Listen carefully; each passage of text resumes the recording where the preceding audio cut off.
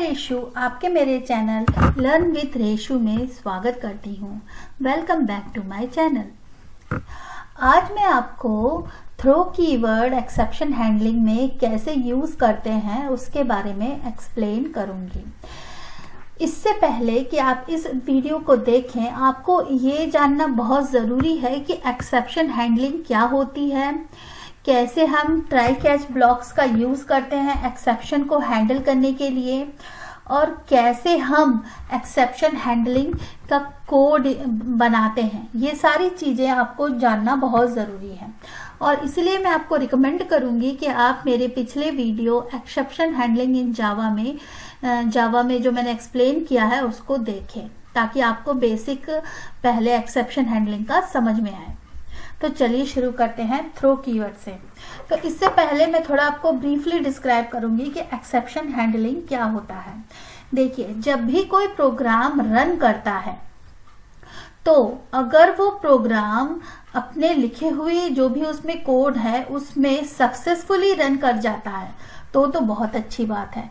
लेकिन by default अगर मान लो प्रोग्रामर से कोई ऐसा कोड लिखा गया जिसमें कोई एक्सेप्शन या उस कोड को नॉर्मली फ्लो करने में के बीच में कोई बाधा आ जाती है, या फिर कोई ऐसा यूजर वैल्यू दे देता है जो कि उस कोड को नॉर्मली एग्जीक्यूट नहीं होने देता, तो उस केस को हम एक्सेप्शन कहते हैं। वो केस जिसमें कोड नॉर्मली एग्जीक्यूट नहीं होता है उस केस को हम कहते हैं एक्सेप्शन, कि उस केस में एक्सेप्शन आ गई। अब जैसे ही एक्सेप्शन आई या एरर आई या प्रॉब्लम आई तो क्या होता है, जेवीएम जो होता है या फिर हमारा जो कोड होता है वो क्या करता है, उस कोड में, उस मेथड में जाकर देखता है कि क्या हमने वो एक्सेप्शन हैंडल की है या नहीं। तो अगर हमने एक्सेप्शन हैंडल की है जो कि हम ट्राई और कैच ब्लॉक के थ्रू करते हैं तो फिर वो कैच ब्लॉक में जाता है और उस एक्सेप्शन को आगे हैंडल कर उसके बाद फाइनली ब्लॉक में जाके अपना काम आगे बढ़ाता है। लेकिन अगर हमने एक्सेप्शन हैंडल नहीं की है तो वो फाइनली ब्लॉक में जाकर अपना काम वहीं रोक देता है, या फिर ऐसा कह सकते हैं कि आगे वो इंटरप्ट हो जाता है कोड।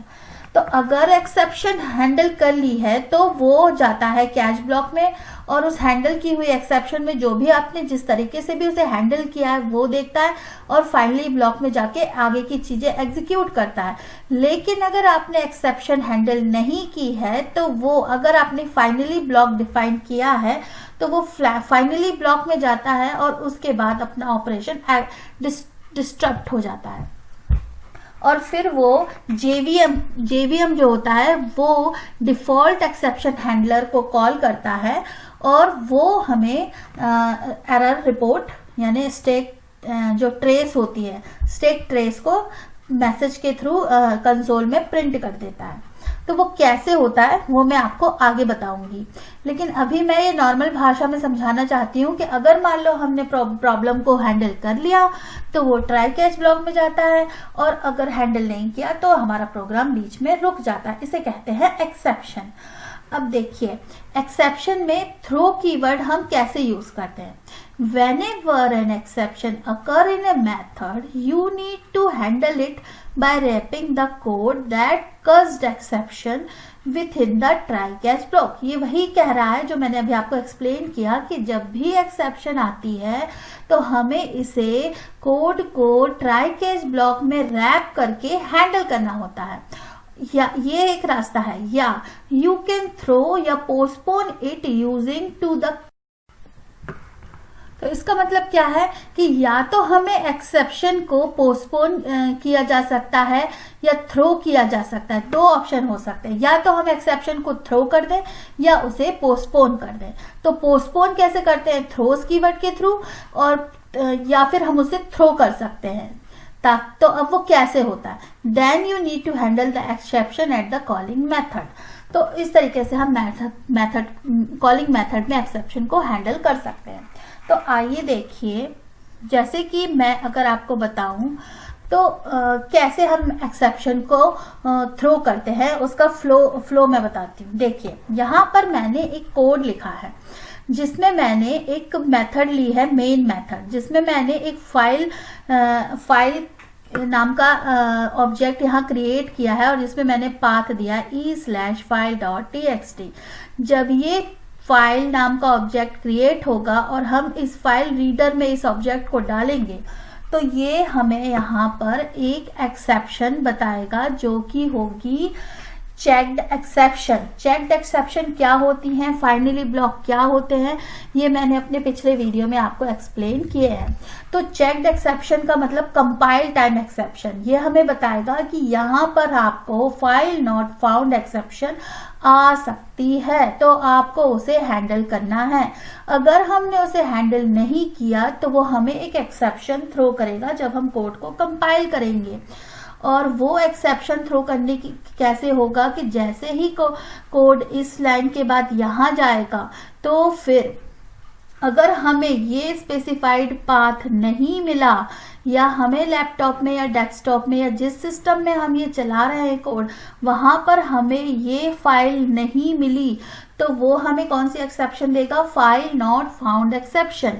जब वो फाइल नॉट फाउंड एक्सेप्शन देगा तो जो कॉल है वो जेवीएम जो होता है जेवीएम के पास जाएगा। अब जेवीएम जो होगा वो मेन मेथड से पूछेगी कि क्या आपने फाइल नॉट फाउंड एक्सेप्शन को हैंडल किया है या नहीं। तो मेन मेथड ने नहीं किया हैंडल, यहाँ पर देखिए हमने ट्राई कैच ब्लॉक नहीं लगाया तो जेवीएम एक ऑब्जेक्ट क्रिएट करेगा एक्सेप्शन का और वो ऑब्जेक्ट क्या उसमें होंगे, एक्सेप्शन की क्लास नेम होगा उस ऑब्जेक्ट में, उसका डिस्क्रिप्शन होगा कि किस टाइप की एक्सेप्शन आई है और उसका स्टैक ट्रेस होगा और उसमें वो लोकेशन भी बताएगा कि किस फाइल लाइन ऑफ कोड में यानी लाइन नंबर के कोड पर एरर आई है। तो इस तरीके से और फिर क्या होगा कि वो जो एक्सेप्शन ऑब्जेक्ट जेवीएम क्रिएट करेगा वो जो है वो डिफॉल्ट एक्सेप्शन हैंडलर को दे देगा और हमें प्रिंट कर देगा एरर मैसेज।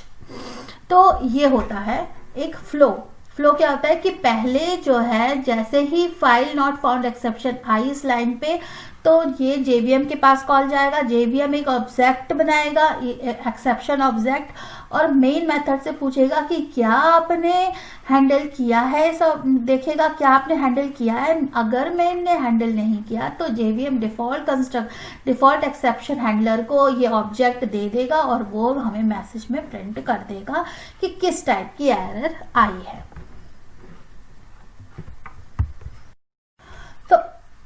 तो अब देखिए अगर हमने एक्सेप्शन हैंडल कर ली, बाय द वे अगर हमने एक्सेप्शन यहाँ हैंडल कर ली इस मेन मेथड में कि हमने ये फाइल ऑब्जेक्ट जहां बना रहे हैं इसके पहले हमने एक ट्राई ब्लॉक लगाया और उसमें हमने कैच करके इस एक्सेप्शन को हैंडल कर लिया। तो क्या होगा इस केस में, अब जेवीएम जो होगा जब यहाँ एक्सेप्शन आएगी तो जेवीएम मेन मेथड से फिर से कॉल करेगा क्या आपने एक्सेप्शन हैंडल की है, तो हाँ हमने एक्सेप्शन हैंडल की है। तो फिर कर्सर के कैच ब्लॉक में जाएगा और यहाँ पर इस एक्सेप्शन ऑब्जेक्ट के जो क्रिएट करेगा उसका जो यहाँ पर स्टेटमेंट दिया है जैसे e.print स्टैक ट्रेस, तो इस मेथड को कॉल करके और सेम वही चीज प्रिंट कर देगा। लेकिन क्योंकि हमने यहाँ पर एक्सेप्शन को हैंडल कर लिया है इसलिए अब इस कैच ब्लॉक में जाने के बाद कोड आगे जाएगा। मतलब यहाँ अगर कोई स्टेटमेंट लिखा है तो वो उसे भी एग्जीक्यूट करेगा। पिछली कंडीशन में क्या था कि पिछली कंडीशन में क्योंकि यहाँ ट्राई कैच ब्लॉक नहीं था तो जैसे ही एक्सेप्शन आती तो वो सीधे कंसोल आउटपुट में या आउटपुट में हमें एरर शो करता और हमारा प्रोग्राम सक्सेसफुली एग्जीक्यूट नहीं होता। लेकिन इस कंडीशन में यहाँ पर क्योंकि हमने इसे एक्सेप्शन को ट्राई कैच ब्लॉक में हैंडल कर लिया है इसलिए ऑब्जेक्ट तो बनेगा, एरर मैसेज तो आएगी, लेकिन एरर मैसेज शो करने के बाद प्रोग्राम नॉर्मली एग्जीक्यूट भी होगा। क्यों? क्योंकि हमने उसे यहाँ कैच ब्लॉक में कैच कर लिया है, एक्सेप्शन को हैंडल कर लिया है। तो मैंने अभी तक आपको क्या बताया कि कैसे हम एक्सेप्शन को हैंडल करते हैं, ये मैं आपको ब्रीफली डिस्क्राइब कर रही थी कि क्या फ्लो होता है और कैसे एक्सेप्शन को हम हैंडल करते हैं ट्राई कैच ब्लॉक के थ्रू। अब चलिए मैं आपको एक कोड एग्जांपल के थ्रू बताती हूँ कि कैसे हम एक्सेप्शन को हैंडल करते हैं, और आपको मैं थ्रो कीवर्ड को हम कैसे जावा में यूज करते हैं वो मैं बताती हूँ। जैसे कि आप यहाँ देख रहे हैं कि मैंने एक क्लास बनाई है फाइल नॉट फाउंड एग्जाम्पल। तो इस क्लास में मैंने मेरे पिछले वीडियो में कैसे हम चेक्ड एक्सेप्शन को जनरेट करते हैं और कैसे उसे हैंडल करते हैं, कैसे चेक्ड एक्सेप्शन जनरेट होती है, कैसे उसे हैंडल करते हैं, कैसे हम मल्टीपल कैच ब्लॉक्स को हैंडल कर के थ्रू एक्सेप्शंस को हैंडल करते हैं, और क्या अनचेक्ड एक्सेप्शन होती है और उन्हें कैसे हैंडल करते हैं के बारे में एक्सप्लेन किया है। तो आइए चलिए मैं आपको एक नई क्लास बनाती हूँ और बताती हूँ कि कैसे हम थ्रो कीवर्ड का यूज एक्सेप्शन में करते हैं। तो जैसे फॉर एग्जांपल मैं एक एग्जांपल लेके देती हूँ कि फॉर एग्जांपल एक वोटिंग सिस्टम है, ठीक है, हमारा एक वोटिंग सिस्टम है। अब इस वोटिंग सिस्टम में हमारे पास एक मेन मेथड है,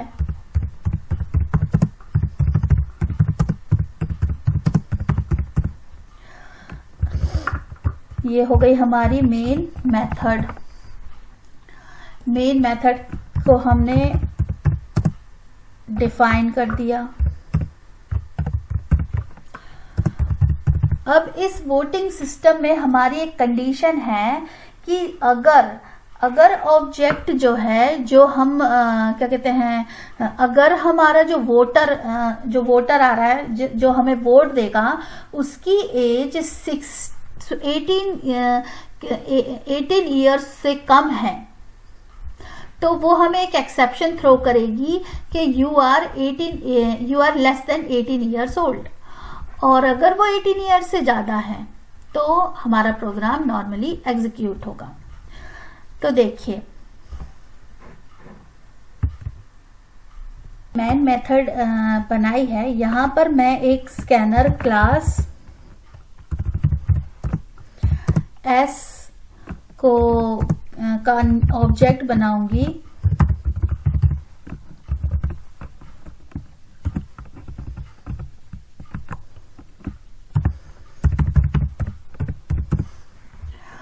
तो यहाँ पर मैंने ये स्कैनर क्लास का ऑब्जेक्ट बनाया है और मैं इसे पैकेज को इंपोर्ट कर लूंगी, स्कैनर क्लास को इंपोर्ट कर लूंगी। तो अब ये मैं यहाँ स्कैनर क्लास को यूज कर सकती हूँ। स्कैनर क्लास का यूज कब किया जाता है, जब हमें क्या करते हैं, यूजर से इनपुट लेना होता है कंसोल में, तो हम इस क्लास का ऑब्जेक्ट क्रिएट करके हम इसका यूज कर सकते हैं।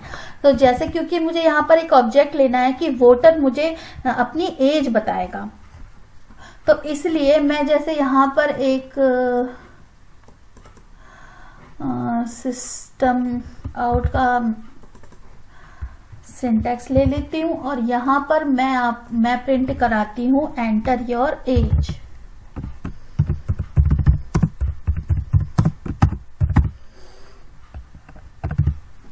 ठीक है, अब क्या होगा, ये हमें यहाँ पर एंटर एज मांगेगा और हम यहाँ पर एक इंटीजर वेरिएबल एज क्रिएट करते हैं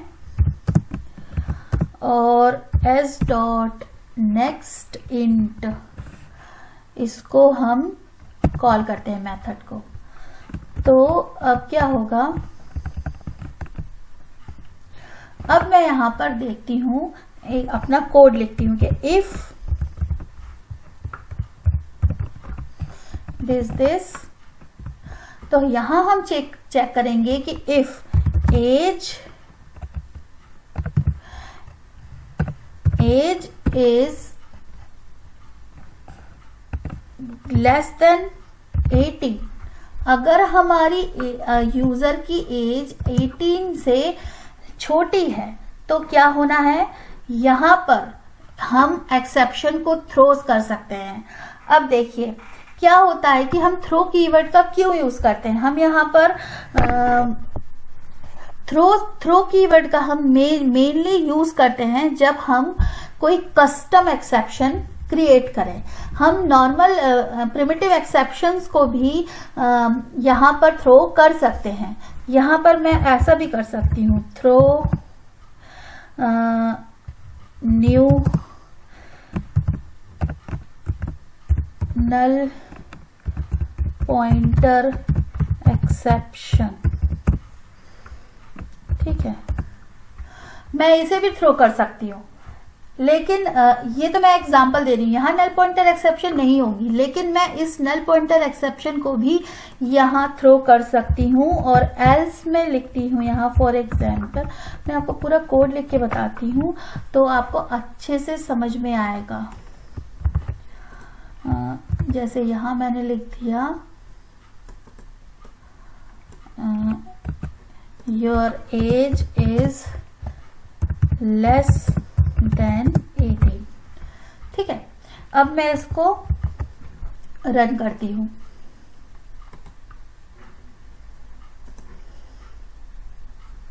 तो यहाँ हमसे ये मांग रहा है एंटर योर एज। जब मैं यहाँ पर फॉर एग्जाम्पल 16 प्रोवाइड करती हूँ और एंटर करती हूँ तो इसने मुझे यहाँ थ्रो कर दिया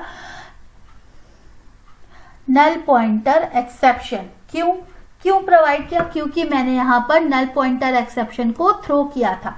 तो थ्रो कीवर्ड का यहाँ पर क्यों यूज किया मैंने? जब भी हमें किसी गलती को या किसी यूजर की हुई गलती को हैंडल करना है, या ये कहना है कि अगर यूजर ने इस टाइप की गलती करी है या कोड में किसी तरीके से कोई गलती होने वाली है और हमें पता है कि यूजर को पता होता है, डेवलपर को पता होता है कि इस जगह पर ये गलती अगर हुई सिस्टम में तो ऐसी एक्सेप्शन आ सकती है, वहां पर हम इस थ्रो कीवर्ड का यूज करके और न्यू कीवर्ड का यूज करके यहाँ पर अपनी एक्सेप्शन क्लास का ऑब्जेक्ट क्रिएट कर देते हैं। और ऐसा करने से क्या होता है? ऐसा करने से जो मैंने अभी बताया था कि उस मेन मेथड या कोई भी मेथड होती, उस मेथड के पास कर्सर जाता है और फिर वो कर्सर जेवीएम के पास जाता है और जेवीएम मेन मेथड से पूछता है कि तुम्हारी इस लाइन ऑफ कोड 17 में एरर आई है, क्या तुम इस एरर को हैंडल किया है तुमने? तो मेन मेथड ने अगर यहाँ ट्राई कैच ब्लॉक से इसे हैंडल नहीं किया होता है तो फिर जेवीएम जो है इस ऑब्जेक्ट का यूज करके उसको एक्सेप्शन के ऑब्जेक्ट को बनाता है, क्योंकि हमने यहाँ डिफाइन कर दिया है कि नल पॉइंटर एक्सेप्शन है। तो जेवीएम इस एक्सेप्शन के ऑब्जेक्ट को बनाता है और हमें जो कंसोल है या जो आउटपुट है उसमें हमें ऐसा प्रिंट करके दे देता है। तो मैंने जैसे आपको एक सर्किल में बताया था कि क्या क्या चीजें होती हैं, तो जैसे कि इसमें क्लास का नाम voting system डॉट जावा, लाइन नंबर होता है जिस लाइन में एरर है, और कौन सी एक्सेप्शन थ्रो की है वो बताता है। अब देखिए यहाँ पर ये सिंपल, अगर हम ये थ्रो स्टेटमेंट नहीं भी लिखते और अगर यहाँ एक्सेप्शन होती तो वो फिर भी जेवीएम के पास जाता, फिर भी ऑब्जेक्ट क्रिएट होता। लेकिन यहाँ पर हम मैनुअली क्यों लिख रहे हैं? तो मैनुअली हम इसलिए लिखते हैं क्योंकि यहाँ तो मैंने ये प्रिमिटिव एक्सेप्शन क्लास को यहाँ लिख दिया, लेकिन मेनली जब भी थ्रो कीवर्ड का यूज होता है तो वो इसलिए होता है कि जब डेवलपर कुछ कस्टम एक्सेप्शंस जो प्रोजेक्ट में होती हैं उन्हें थ्रो करना होता है। जैसे कि यहाँ पर अगर मैं एक क्लास बनाती, कस्टम एक्सेप्शन को थ्रो करने के लिए ही हम ये थ्रो कीवर्ड का यूज करते हैं। जैसे मैं यहाँ पर एक क्लास बनाती एज एक्सेप्शन, ठीक है। अब इस एज एक्सेप्शन में मैं एक कंस्ट्रक्टर बनाती एज एक्सेप्शन और इसको मैं यहां पर एक स्ट्रिंग मैसेज पास करती, स्ट्रिंग वेरिएबल पास कर दी और यहां मैं सुपर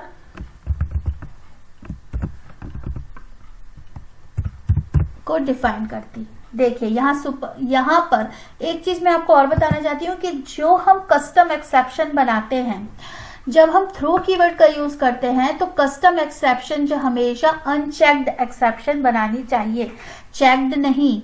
और अनचेक्ड एक्सेप्शन क्या होती हैं? अनचेक्ड एक्सेप्शन जो होती हैं वो रन टाइम एक्सेप्शन होती हैं। रन टाइम एक्सेप्शन को अनचेक्ड एक्सेप्शन कहते हैं। तो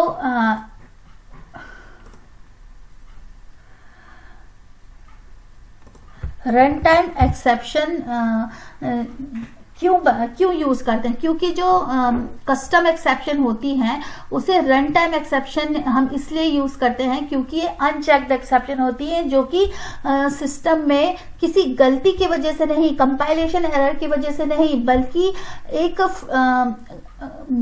इनकरेक्ट यूजर डेटा की वजह से आती है, और जो कि हमें पता होती है। ये हमें पता है कि हमें ये सिस्टम में आने वाली है, इसलिए हमने कस्टम एक्सेप्शन क्लास बनाई है। तो ये एक तरीके से कोड एरर नहीं होती है, इसलिए इन्हें हम रन टाइम एक्सेप्शन की कैटेगरी में रखते हैं। ठीक है, और इसलिए हम run time exception super class को एक्सटेंड करते हैं ताकि ये अनचेक्ड एक्सेप्शन हमारी बन सके। और यहाँ पर जैसे हमने सुपर डॉट मैसेज क्लास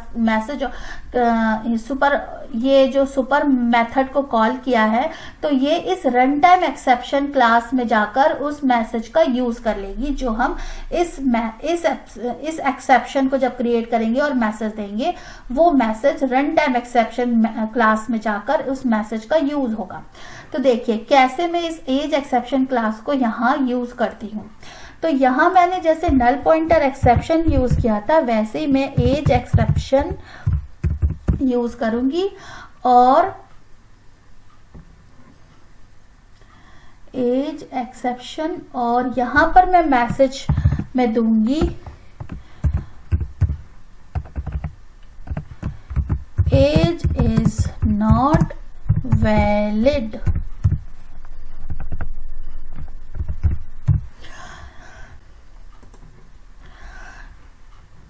तो जैसे ही हमने यहां पर इस क्लास को रन किया, तो यहां हमसे पूछा एंटर योर एज, और अगर हमने एंटर किया एज 20 तो हमारे पास आंसर आया your age are eligible for voting. ठीक है, तो देखिए यहाँ पर हमें ये मैसेज शो इसलिए किया क्योंकि हमारे पे ये जो कंडीशन थी वो 18 से ज़्यादा थी, और इसलिए हमें एल्स ब्लॉक प्रिंट हुआ और आराम से एक्सेप्शन नहीं आई। लेकिन अगर हम एज जो है वो फॉर एग्जाम्पल 16 देते, तो हमें यहाँ पर कैसे एज इज नॉट वैलिड, और ये एक्सेप्शन यहाँ थ्रो हो गई। ठीक है, यहाँ पर सेम हमने जो एज एक्सेप्शन में मैसेज शो किया था एज इज नॉट वैलिड, वो यहाँ पर थ्रो हो गया। तो इसने वही काम किया जो हम यहाँ अगर थ्रो नहीं करते और एक्सेप्शन आती तो भी यही होता। लेकिन यहाँ पर एक चीज ये हुआ कि हमने यहाँ कस्टम एक्सेप्शन बनाई, और कस्टम एक्सेप्शन जो है उसे हमने यहाँ पर अपने हिसाब से, हमें यहाँ पर ये प्रिंट करना था मैसेज के एज इज नॉट वैलिड, हमारा कस्टम मैसेज था, हमारी कस्टम एक्सेप्शन थी, तो हमने बनाई और हमने यहाँ प्रिंट कर दी। क्यों? क्योंकि ये हमारा खुद का केस था, ये हमारा खुद का केस था कि अगर 18 से छोटा हो आदमी का वोटर का एज, तो हमें एक्सेप्शन क्रिएट करनी है। तो जब भी हमें कोई कस्टम एक्सेप्शंस बनानी होती है, या हमारे प्रोग्राम में कभी कोई हमें कस्टम एरर्स शो करनी होती है यूजर को, तो हम यहाँ पर थ्रो कीवर्ड का यूज करते हैं। अब क्योंकि यहाँ पर हमने इस एक्सेप्शन को हैंडल नहीं किया था, इसलिए इसने हमें यहाँ पर एक्सेप्शन का ये इस तरीके से मैसेज दिया। ठीक है, और आगे ये कोड यहाँ इंटरप्ट हो गया, इसके आगे ये नहीं चला होगा। ये कैसे पता लगाएंगे? यहाँ पर जैसे अगर मैं यहाँ पर एक वैल्यू लिखती हूँ फॉर एग्जाम्पल हेलो, और इसे प्रिंट करने की कोशिश करती हूँ, तो देखिए अब आपको पता चलेगा। जैसे अगर मैंने यहाँ 20 दिया तो इसने हेलो प्रिंट किया यहाँ। क्यों? क्योंकि इसका नॉर्मली एग्जीक्यूशन हुआ, यहाँ गया और यहाँ आया।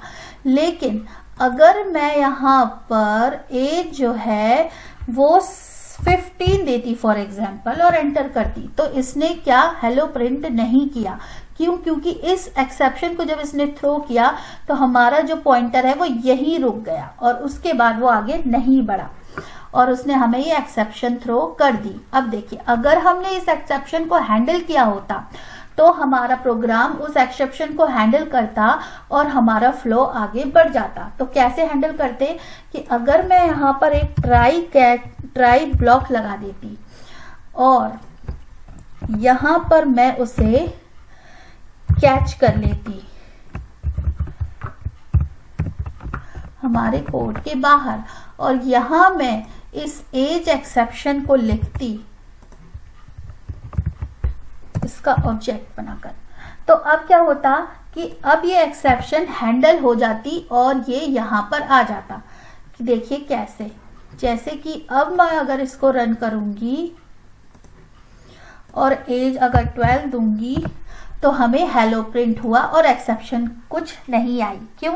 क्योंकि यहाँ पर हमने इस एक्सेप्शन को हैंडल कर लिया था।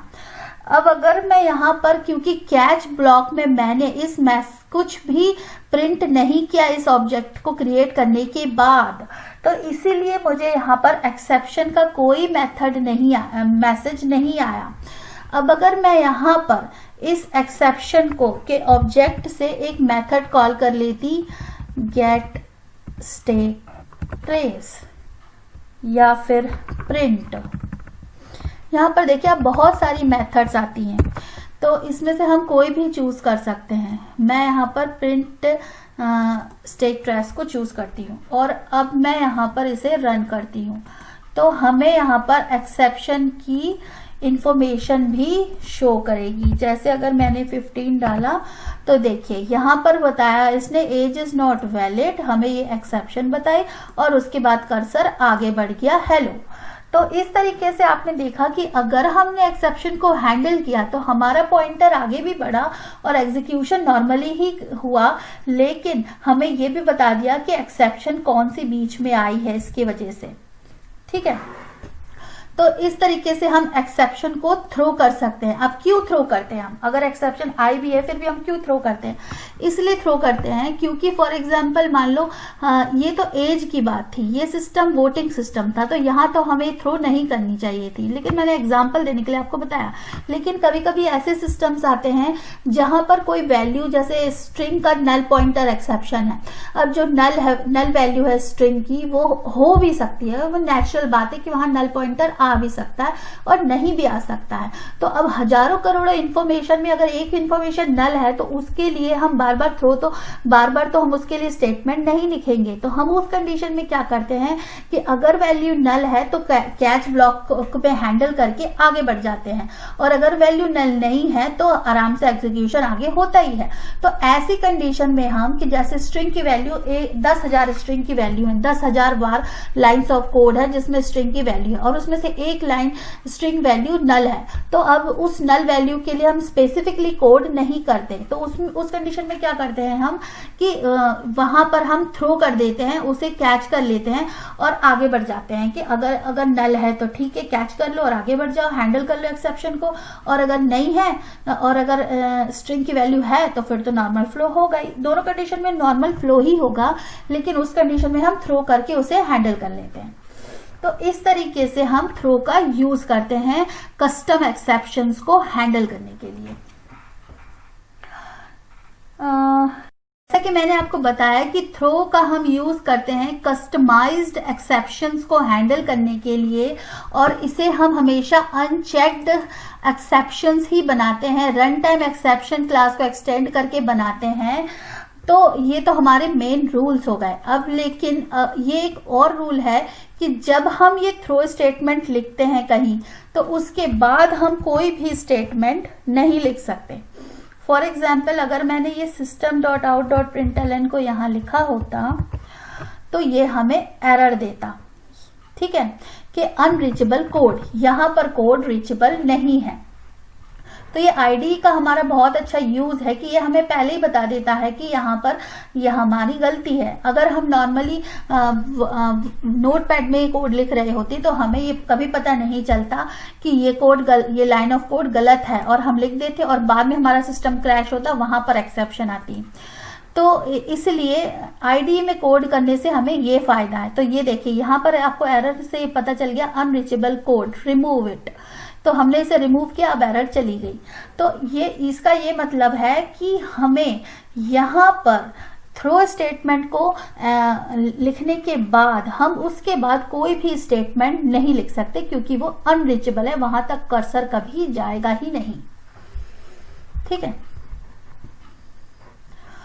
तो यही था थ्रो का यूज कि थ्रो का यूज हम कस्टमाइज्ड एक्सेप्शन को एक्सेप्शन क्लासेस को यूज करने के लिए करते हैं, कस्टमाइज्ड एक्सेप्शन को थ्रो करने के लिए करते हैं और उनको अगर हम हैंडल भी कर सकते हैं कैच ट्राई कैच ब्लॉक के बाद। अब देखिए यहाँ पर अगर मैं ट्राई कैच ब्लॉक में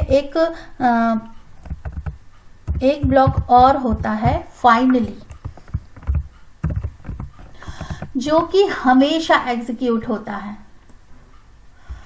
मतलब ये नियम मैं आपको पिछले वीडियो में बताना शायद भूल गई थी, तो मैं अब बता देती हूँ कि फाइनली जो ब्लॉक होता है वो ट्राई कैच ब्लॉक के साथ फाइनली ब्लॉक भी ऐड किया भी जा सकता है और नहीं भी। अगर हम फाइनली ब्लॉक ऐड करते हैं तो कर्सर कैसे जाता है, यहां से कर्सर जो है पहले ट्राई ब्लॉक के अंदर आएगा, देखेगा, चेक करेगा एज 18 से छोटी है या नहीं। अगर 18 से छोटी नहीं है तो एल्स में जाएगा, एल्स में जाने के बाद ये प्रिंट करेगा और यहाँ एक्सेप्शन नहीं है तो फिर ये यहाँ आएगा फाइनली ब्लॉक में और ये प्रिंट करेगा और ये प्रिंट करेगा। देखते हैं रन करके। तो जैसे मैं यहाँ पर 21 देती हूँ तो देखिए यहाँ पर you are age are eligible for voting, ये स्टेटमेंट प्रिंट हुआ, उसके बाद हेलो स्टेटमेंट प्रिंट हुआ फाइनली और फिर हेलो टू। तो ये फाइनली हमें हमेशा प्रिंट हुआ। अब देखिए अगर मैं यहाँ पर